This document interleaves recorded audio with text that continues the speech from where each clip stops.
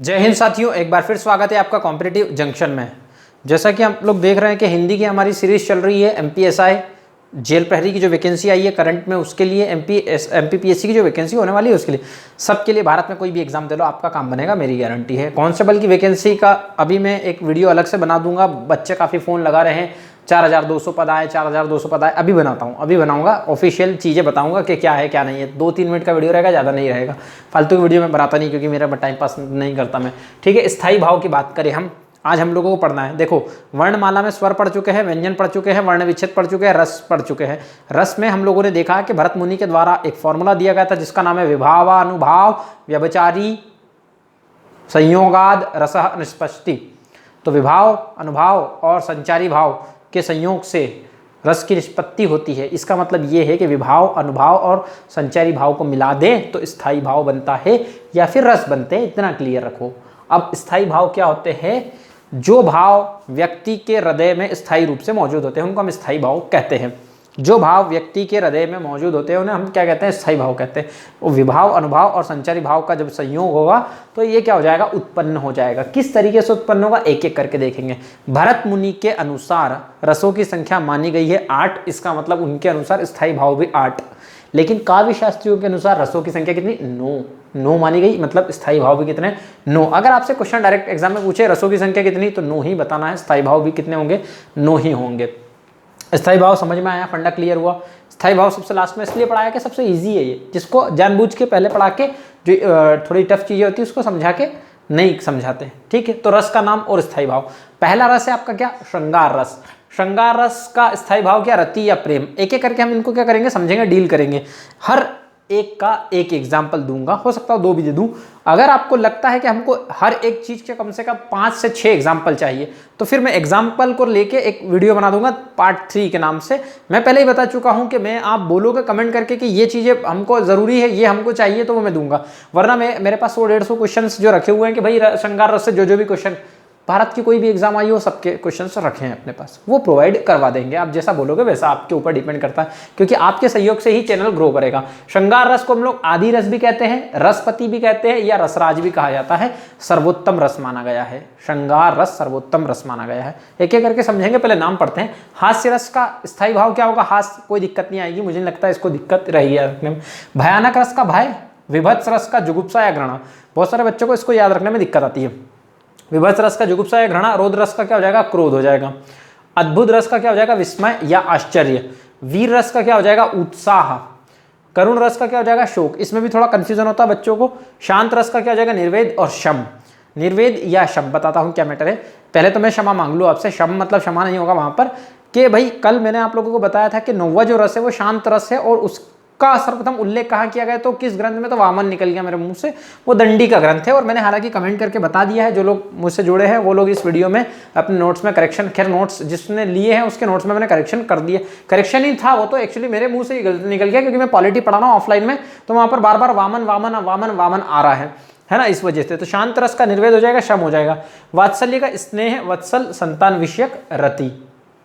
अब यहाँ पर दिख रखा है संतान विषयक रति, और यहाँ पर लिख रहा है रति, मतलब संतान के प्रति जो प्रेम होता है उसको हम वात्सल्य रस कहते हैं। भक्ति रस, भगवत विषयक रति, मतलब भगवत के प्रति जो हमारा प्रेम रहेगा, मतलब बताऊंगा एक एक करके, चीज़ों को समझते चलेंगे।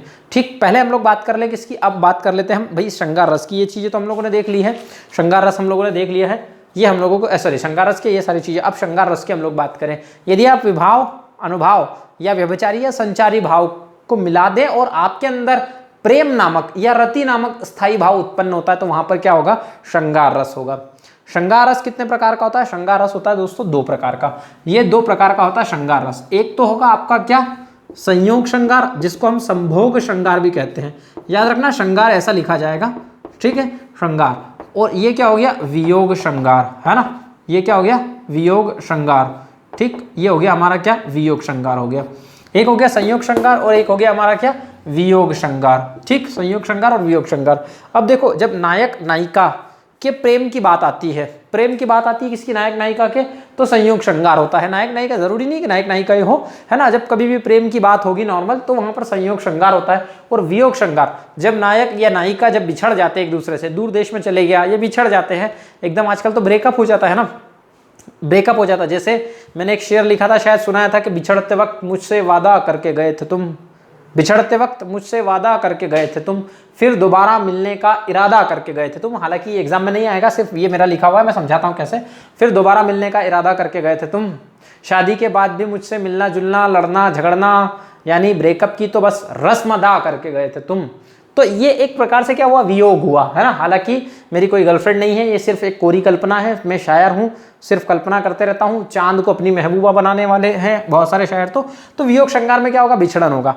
अब आपको जो एग्जाम्पल एग्जाम में आते हैं वो मैं बताऊंगा, गाने वाने गा के मैं आप लोगों को समझाने की कोशिश नहीं करूंगा। सिर्फ मैं तो अपने एंटरटेनमेंट के लिए या आप लोगों के एंटरटेनमेंट के लिए शायरी बता रहा हूँ, समझा रहा हूँ। अब पहले संयोग श्रृंगार का एग्जाम्पल देखो। राम को रूप निहारती जानकी, राम को रूप निहारती जानकी, कंगन के नग की परछाई, याते सब सुधी भूली गई, कर टेक रही पलटत राहत नाही। राम को रूप निहारती जानकी, कंगन के नग की परछाई, याते सब सुधी भूली गई, कर टेक रही पलटत राहत नहीं। तो बात को समझना कि भाई राम का रूप निहार रही है कौन, जानकी, और वो टकटकी लगा के देख रही हो, और वो आंखों को झपका भी नहीं रही, पलक भी नहीं झपका रही, और मधुर एकदम आनंद आ गया, है ना। आजकल के लड़के लड़कियों को भी आनंद आता है, हम भी लड़के लड़कियों में ही काउंट होता है। ऐसा नहीं है कि हम बूढ़े हो गए हैं या बुजुर्ग हो गए हैं, क्योंकि हम भी देखते हैं कभी हमारी प्रिय पत्नी एकदम आज अब शादी थी, मैंने बताया था कल वीडियो में, बता ही दिया आप लोगों को कि उन्होंने हमसे पूछा था कि कैसे लग रहे हैं वगैरह। तो ऐसा होता है। तो ये श्रृंगार हो गया, संयोग, मजा आ गया, आनंद आ गया। वियोग श्रृंगार में बिछड़ेगा, तो बिछड़ने वाला मैं आपको एक एग्जाम्पल देता हूँ जो हर बार एग्जाम में आते वो वाले एक एक कर बता रहा हूँ। आंखों में प्रिय मूर्ति थी, भूले थे सब भोग, आंखों में प्रिय मूर्ति थी, भूले थे सब भोग, हुआ योग से भी अधिक विषय वियोग, हुआ योग से भी अधिक विषय वियोग। तो देखो मैं तो शायर हूं, तो मुझे तो ये सब चीजें अच्छी लगती हैं। साकेत मैथिली शरण गुप्त जी के द्वारा लिखा गया है, जिसमें 12 सर्ग है, उसमें से 8वां या 9वां सर्ग है, जिसमें उन्होंने ये कहा गया है कि जब राम भगवान, लक्ष्मण भगवान और सीता मैया जंगल की ओर जाते हैं तो उर्मिला जी के लिए ये लिखा गया है साकेत में। 8वां या 9वां सर्ग है, एग्जैक्टली तो नहीं याद है, लेकिन आप ये जरूर याद रखना कि साकेत का है और मैथिली शरण गुप्त जी के द्वारा लिखा गया है। अभी क्वेश्चन एग्जाम में आया हुआ है ना। तो ये अपने को एग्जाम्पल में MPPSC में दे के बताना, ये भी सब चीजें अपने को ध्यान रखनी है। तो इसमें उर्मिला जी रो के बोल रही है कि भैया अभी तो हुआ ये हो गए, अभी तो आप बिछड़ गए हमसे। तो मतलब उन दोनों के बीच की जो दुख वाली स्थिति है उसको दर्शाया गया है कि लक्ष्मण भगवान चले गए कहाँ पर, जंगल में, और वो वहाँ पर थोड़े से क्या हो रहा है, दुखी हो रहे हैं क्योंकि वो उससे बिछड़ गए। तो ये वियोग श्रृंगार हो गया। तो इसके एग्जाम्पल, अब बात करें हम किसकी, हास्य रस की।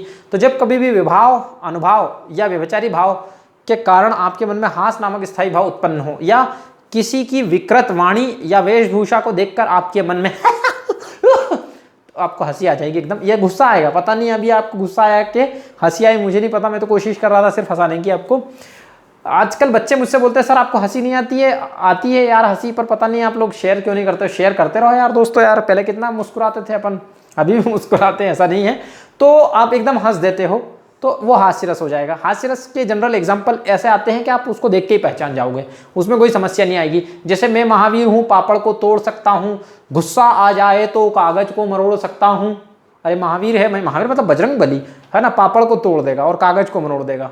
तो ये क्या बात है भाई, ये तो टाइम पास है यार। फिर हम लोग बात कर लेते हैं किसकी, देखो हास्य रस हो गया। हास्य रस के बाद में मैं थोड़ा सा करुण रस बता देता हूँ। करुण रस क्यों बता देता हूँ, क्योंकि जो मैंने वियोग श्रृंगार बताया और इन दोनों में थोड़ा सा कनेक्शन है, आप कंफ्यूज हो जाओगे। करुण रस में क्या होगा, शोक, इसका स्थायी भाव क्या है, शोक। जब आप विभाव, अनुभाव या संचारी भाव को मिलाते हो और आपके अंदर जो स्थायी भाव उत्पन्न होता है, कौन सा उत्पन्न होता है, शोक उत्पन्न होता है। और वो शोक उत्पन्न कैसे होगा, जब आपकी प्रिय वस्तु का नाश होगा और अनिष्ट की प्राप्ति होगी। अब प्रिय वस्तु का नाश हो गया, अनिष्ट की प्राप्ति हो गई, तो हमारे मन में क्या होगा, शोक उत्पन्न होगा, दुख, भयंकर दुख, एकदम अथाह दुख होगा। अब एक बात को समझना है कि जो वियोग श्रृंगार है उसमें आपकी प्रिय वस्तु या प्रिय मिलन के आने की आस रहती है, और यहाँ पर आपकी जो प्रिय वस्तु है, जो इष्ट वस्तुएं हैं, उनके आने की कोई उम्मीद नहीं रहती, वो खत्म हो जाता है। मतलब आप बहुत दुखी हो जाते हो, रोने लग जाते हो, जोर जोर से विलाप करने लग जाते हो, आपको ऐसा अनुभव होगा। ठीक है, अब इसका एक एग्जाम्पल समझो, महाभारत से लिया गया है। जो एग्जाम में क्वेश्चन आते हैं वही बता रहा हूं मैं। कौरवों का श्राद्ध करने के लिए याकी रोने को चिता के सामने, कौरवों को श्राद्ध करने के लिए याकी रोने के लिए चिता के सामने कोई अब रह नहीं गया, कोई भी नहीं रह गया, एक वृद्धा एवं अंधे के सिवा। आपने देखी है महाभारत, नहीं भी देखी होगी तो वृद्धा के बारे में आपने सुना होगा, और वो भैया पट्टी बंदी है, एक वृद्धा और एक अंधा है, भाई कोई भी नहीं रह गया, सब निपट गए कौरव जितने भी है, किसके द्वारा, पांडवों के द्वारा निपटा दिए गए हैं। सब उनकी चिता पे भी श्राद्धवाद में भी कोई करने वाला नहीं, चिता के सामने रोने वाला भी कोई नहीं बचा। तो ये यहाँ पर क्या हो रहा है, दुख उत्पन्न हो रहा है क्योंकि उनकी प्रिय वस्तु का नाश हो चुका है। आई थिंक मुझे लगता है सबको क्लियर हुआ होगा, फंडा क्लियर हुआ। आगे देखते हैं करुण रस, और इसमें समझ में आया आपको। आगे बात करें, हास्य हो गया। हास्य के बाद में हम लोग कौन सा देखें, रौद्र रस देखें, गुस्से वाला देख लेते हैं, क्रोध वाला देख लेते हैं। क्रोध वाला देख लो भैया। अब क्रोध वाले में क्या होगा, जब विभाव, अनुभाव या संचारी भाव को आप मिला देते हो तो आपके अंदर जो रौद्र नामक स्थायी भाव उत्पन्न होता है। देखते रहना, चल रहा है कि नहीं वीडियो। अभी दोस्तों एक बार वीडियो बना लिया पूरा और बीच में से ही बंद हो गया। मुझे एडिटिंग करना नहीं आती, वरना मैं उसको जोड़ के आगे का बना लेता, लेकिन फिर से बनाना पड़ रहा है। कोई बात नहीं, लेकिन मैं मेहनत कर रहा हूँ, आप लोग भी शेयर करते रहिए, ठीक है। जब क्रोध उत्पन्न होगा एकदम से, कैसे, देखो एक रामायण का प्रसंग लेता हूं। अति रीस बोले वचन कठोरा, अति रीस बोले वचन कठोरा, बहुजड़ जनक धनुष के ही तोड़ा, बहुजड़ जनक के ही धनुष तोड़ा, बेगी देखा मुड़ तन आज, उल्टो मही जहां लगी तबुराज।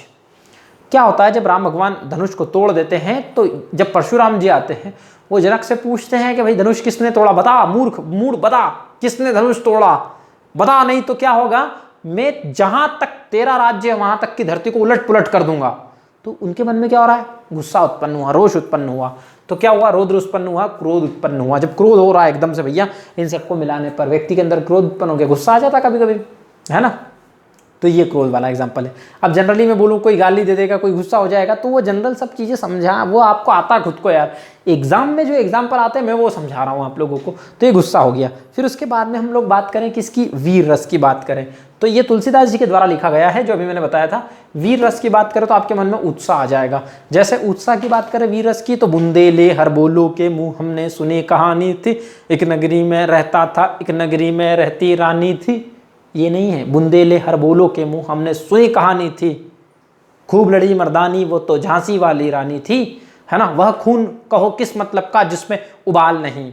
तो एक मैंने आपके लिए अलग से डेडिकेटेड है, आर्मी के ऊपर पहले से एक कविता डाल के रखी हुई है, वो सुने जरूर, है ना। तो आपके मन में क्या होगा, वीर रस उत्पन्न होगा। जब आपने बचपन में बहुत कविता सुनी है ये वाली, तो इस तरीके का मैं पहले ही बता चुका हूँ कि आपको, आप बोलोगे तो मैं 10-10, 20-20, मेरे पास 100-150 एग्जाम्पल रखे हुए हैं जो एग्जाम में आते ही आते हैं, 100%, उससे बाहर क्वेश्चन नहीं जाते हैं।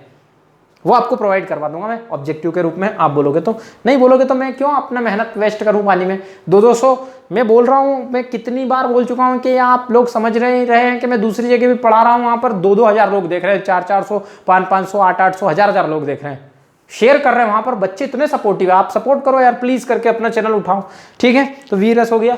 वीर रस के बारे में हम लोग बात करें कि आचार्य भरत मुनि के द्वारा वीर रस को क्या माना गया, उत्तम प्रकृति का माना गया। बहुत इंपॉर्टेंट, याद रखना, उत्तम प्रकृति का, है ना, ये उत्तम प्रकृति का इसको माना गया है, ये हम लोगों को याद रखना, ये उत्तम प्रकृति हो गई। इसके बाद हम लोग बात करें कौन सा रस, भयानक रस की बात कर लेते हैं। श्रृंगार हो गया, हास्य हो गया, भयानक भी हो गया ये मान के चलो, और रौद्र भी हो गया है, आपका वीर रस भी हो गया है, करुण रस भी हो गया है ना, यही हुआ है बस। अब अपन भयानक रस को देखते हैं। भयानक रस मतलब आपको भय उत्पन्न होगा। कैसे उत्पन्न होगा, विभाव, अनुभाव और संचारी भाव। अब आप बार बार सोच रहे होंगे सर बार बार विभाव, अनुभाव और संचारी भाव को मिला दें तो हमारे मन में स्थायी भाव उत्पन्न होगा, ये क्या है। तो इसीलिए तो मैंने ये पहले समझाया था कि आपको यहाँ वो सब चीजें समझ में आए कि कब कपी कब कापेगी, आपके अंदर संचारी भाव 33 कब उत्पन्न होंगे, विभाव कारण कौन होगा, सलमान खान नाचे जा रहा है डिंग डिंग डिंग डिंग डिंग डिंग डिंग, आपके अंदर हंसी उत्पन्न हो रही है, आपको मजा आ रहा है, उत्साह आ रहा है। तो इसीलिए मैंने पहले वो सारी चीजें समझाई थी, ठीक है। तो भयानक रस मतलब आपको डर लगने लग जाएगा, है ना, किसी डरावनी वस्तु को देख लो आप, ये सब चीजें आपके मन में डर उत्पन्न करें। एक एग्जाम्पल से समझो, जनरल एग्जाम्पल देने वाली बात नहीं है। एक और अजगर ही लखी एक और मृगराई, एक और अजगर ही लखी एक और मृगराई, विकल बटो ही बीच में, विकल बटो ही बीच ही पड़ियो मूर्छा खाई। मतलब एक तरफ तो क्या था, एक तरफ मृगरा अजगर, एक तरफ अजगर था और मृगराई मतलब दूसरी तरफ शेर था, और वो बेचारा राहगीर जो है वो रास्ते में अटक गया, डर गया, क्योंकि एक तरफ अजगर है वो भी निपटाने वाला है और एक तरफ क्या है, मृगराई मतलब शेर है, एक तरफ कुआं और एक तरफ खाई, कहाँ जाएगा इंसान। तो इतना फंडा मुझे लगता है सभी लोगों को क्लियर हुआ होगा, इसकी वजह से वो डर गया और उसके मन में डर बैठ गया। अब मैं आपको कुछ भी बता दूं डर का मामला तो आपको समझ में आ जाएगा, मजा आ जाएगा, लेकिन वहाँ एग्जाम्पल ऐसे देखोगे, अगर क्वेश्चन एग्जाम में नहीं बना तो क्या काम का। आगे बात कर लेते हैं हम किसकी, भयानक रस हो गया, विभत्स रस की बात कर लो तो ये भी हमारा हो जाएगा। विभत्स रस का जुगुप्सा या घृणा, मतलब बहुत ही गंदी चीज अगर आप लोग देख लेते हो तो आपके मन में छी एकदम से लड़के नाक बंद कर लेती जब अपन गंदगी देखते हैं, तो चीज़ गंदी वस्तु को देख करके जब आप नाक मुंह मिचोड़ने लग जाते हो तो वहाँ पर क्या होता है, जुगुप्सा या घृणा रस होता है। जैसे एक एग्जांपल के तौर पे समझो कि विवश रस मतलब मुंह वगैरह बिचकाने लग जाता आदमी। सिर पर बैठियो काक, सिर पर बैठियो काक, आंखू दो निकारत, आंखू दो जाल निकारत, बीचत ही किया सियार अति ही आनंद उर्धारा। देखो एक बार वापस से समझ लो कि भाई क्या है कि सिर पर बैठियो काक, आंखू दो जात निकारत, खींचत जीभ ही सियार अति ही आकर उर्धारत। मतलब एक लाश पड़ी है, एक लाश है जिसको क्या हो रहे हैं, कौवे वगैरह खा रहे हैं और उसके ऊपर गिद्ध उसको नोच रहा है। तो आप जब कभी भी वो आपके सामने रहेगी तो क्या होगा, आपको एकदम से घृणा उत्पन्न होगी, एकदम से आप नाक वो मिचोड़ोगे, नाक बंद हो जाएगा। मुझे लगता है शायद बारिश आ गई हो इसलिए आपका थोड़ा सा डिस्टर्ब होगा, लेकिन अपना खत्म ही होने वाला है। ठीक, अब अपन बात करें किसकी, अद्भुत रस की या विस्मय आश्चर्य। आप कोई भी अद्भुत रस देख लो, आपका काम बनेगा। शव वगैरह पड़ा हुआ रहता तो अपने को क्या एकदम से, जैसे आप बस से जा रहे हो, कहीं से बाइक से जा रहे हो, तो आपको देखो एकदम से कुत्ता वगैरह उसके ऊपर ब्रश चढ़ जाते हैं, बहुत बहुत गंदा लगता है ऐसा। तो वीर रस हो गया। अद्भुत रस की बात करें, विस्मय की बात करें, तो जब कभी भी अलौकिक वस्तु देखो या कोई आश्चर्यजनक वस्तु देखो तो आपके मन में जो उत्साह उत्पन्न हो रहा है, जो चीज़ें आपके मन में उत्पन्न हो रही है, घटना वगैरह उत्पन्न पैदा हो रही है, तो वहाँ पर अद्भुत रस होता है। ये फंडा क्लियर हुआ। रोमांच पैदा होगा, एकदम एकदम रोमांच पैदा होगा। अब रोमांच वाला एग्जांपल मैं आपको दूं तो मजा आ जाएगा आपको, लेकिन वो एग्जाम में ही नहीं आएगा तो क्या मतलब। तो एक एग्जांपल सुनो जो एग्जाम में आता है। बिनु पद चले बिनु सुने काना, बिनु पद चले बिने सुनु काना, कर बिनु कर्म करे विधि नाना, कर बिनु कर्म करे विधि नाना, आनन रहित सकल रस भोगी, आनन रहित सकल रस भोगी, बिनु वाणी वक्ता बढ़ जोगी, बिनु वाणी वक्ता बढ़ जोगी। नोट्स मिल जाएगा, टेंशन मत लो। इसमें क्या करा है, ब्रह्मा जी के बारे में बताया गया है। मतलब ब्रह्मा जी बिना कान के सुन लेते हैं, बिना वाणी के बहुत अच्छी चीजें बोल देते हैं, बिना चीजों के वो रस आनंद ले लेते हैं, स्वाद ले लेते हैं, बिना मुंह के वो स्वाद ले लेते हैं। उनके बारे में मतलब ये आश्चर्य वाली बात है कि कोई बिना पैर के कैसे चल सकता है, कोई बिना कान के कैसे सुन सकता है, कोई बिना वाणी के कैसे बहुत अद्भुत बोल सकता है, या बिना मुंह के वो सूंघ, मतलब बिना नाक के वो कैसे सूंघ सकता है। ये ब्रह्मा जी के बारे में बताया गया है। मतलब ये अद्भुत बात है, आश्चर्य बात है ना। ठीक, नेक्स्ट देखिए शांत रस। शांत रस की बात करें, करुण रस हो गया, शांत रस को देख लेते हैं। जब आपके मन में एक वैराग्य उत्पन्न हो जाए या निर्वेद उत्पन्न, वैराग मतलब आपको जंगल ही जाना, अब तो कहीं ना कहीं ऐसा दिखे, संसार की जो अनिश्चितता है हमारे मन में, जैसे कोरोना आ गया, एमपीपीएससी आ नहीं रही, आपका दिमाग खराब, हट, क्या करें भाई, जंगल चले जाओ। नहीं नहीं नहीं नहीं नहीं, जंगल नहीं जाना है अपने को नहीं होगा। अपन इतने धैर्यवान लोग हैं कि अपने को भले ही 10 बार बोल देंगे सर के कमेंट करो, लेकिन आप व्हाट्सअप में मुझसे कमेंट में कुछ चीज़ें बोलोगे, यहाँ भी तो कर दो कमेंट, यहाँ क्या दिक्कत है, यहाँ नहीं हो पाता है क्या, समझ नहीं आता है क्या। तो देखो अपने मन में इतनी शांति, मतलब वैराग्य आपको अगर चाहिए तो क्या होगा, वहाँ पर शांत रस होगा। इतना अपने को फंडा क्लियर होता है। आई थिंक मुझे लगता है सबको समझ में आया होगा। और शांत रस मतलब आपकी जो संसार की जो अनिश्चितता है, जो संसार का दुख है, उन सबको छोड़ छाड़ के आप क्या करो, वैराग्य की ओर चले जाओ, तो वहाँ पर क्या होगा, शांत रस होगा। एक शांत रस का कोई एग्जाम्पल देखते हैं। मैंने कोई एग्जाम्पल देखे नहीं पहले। शांत रस का एग्जाम्पल देखो। साधना मेरी अधूरी मैं विरह में जल न पाई, साधना मेरी अधूरी मैं विरह में जल न पाई, व्यर्थ नीति आयु सारी में राजन की हो न पाई। मतलब आप संसार से दुखी हो चुके हो कि मेरी जो साधना थी वो सफल नहीं हुई, ये सब चीज़ें हो रही है। चलती चाकी देख कर दिया कबीरा रोए, चलती चाकी देख कर दिया कबीरा रोए, दुई पाटन के बीच में साबुत बचाना कोई। मतलब कबीर जी रो रहे हैं कि भैया सब संसार में दुखी है और सब चीज़ें चल रही हैं, और यहाँ देखो दुई पाटन के बीच में साबुत बचाना कोई भी ऐसा नहीं है जो एकदम क्लियर हो, एकदम क्लीन हो। ज़्यादा नहीं बोलूँगा नहीं तो मेरे मुंह से बहुत सारी चीज़ें निकल जाएगी, है ना। वात्सल्य, क्योंकि गुस्सा क्रोध तो बहुत है मेरे मन में, लेकिन दबा के रखा, समय आने पर निकालूंगा। वात्सल्य है ना, जो वात्सल्य रस मतलब जो माता पिता का स्नेह होता है, किसके प्रति, अपने बच्चों के प्रति। मेरा भी बच्चा है, छोटा सा बच्चा, उसके लिए मैं कल बॉल लेके आया लाइट वाली, लब जब लब लब लब लब करती है वो एकदम, है ना। तो वात्सल्य स्नेह तो प्रेम होगा, एकदम मजा आएगा। इसके ऊपर सूरदास जी ने खूब लिखा है। किलक अरे मैं नैन निहारू इन दांतों पर मोती वारू। जैसे हमारी सिस्टर की शादी थी, किलक अरे मैं नैन निहारू इन दांतों पर मोती वारू। तो बच्चा जैसे हमारा स्माइल करता है तो बहुत सारे लोग मोहल्ले में बोलते हैं अरे वाह बहुत सुंदर स्माइल है, बढ़िया स्माइल है, तो सबको अच्छा लगता है। किलक अरे मैं नैन निहारू इन दांतों पर मोती वारू। तो माता पिता का जो प्रेम होता है, सूरदास जी ने लिखा है वत्सल रस। भक्ति रस की बात करें तो भगवत विषय कृति की हम लोग बात करें, लास्ट है, अंतिम है।